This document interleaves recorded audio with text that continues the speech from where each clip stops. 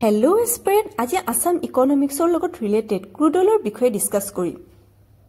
Crude oil অৰ্থাৎ খাৰুৱা তেল আৰু এই খাৰুৱা তেল উৎপাদনৰ ক্ষেত্ৰত অসমৰ স্থান ৩ নম্বৰত আৰু সৰ্বাধিক উৎপাদন হয় ৰাজস্থানত, তাৰ পিছত গুজৰাটত আৰু অসমত তোমাৰ ৩ নম্বৰ স্থানত উৎপাদনশীল ৰাজ্য হিচাপত গণিত হৈছে। 1901 চনৰ 11 ডিচেম্বৰত ডিব্ৰুত প্ৰথমটো তেল শোধনাগাৰ স্থাপন কৰা হয়।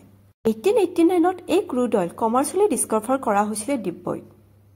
1981ৰ পৰা এই ৰিফাইনাৰীটোক অল ইণ্ডিয়া লিমিটেডে অপাৰেট কৰি আহিছে। এই ডিব্ৰু ৰিফাইনাৰীটোক ভাৰতীয় হাইড্ৰকাৰ্বন খণ্ডৰ গংগোত্ৰী বুলি অভিহিত কৰা হয়।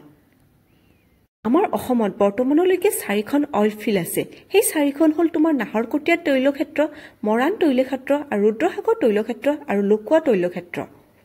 অসমত এতিয়ালৈকে 4টা তেল শোধনাগাৰ স্থাপন কৰা হৈছে। প্ৰথমটো হৈছে তোমাৰ ডিব্ৰু ৰিফাইনাৰী, যিটো তোমাৰ 1901 চনত স্থাপন কৰা হৈছিল।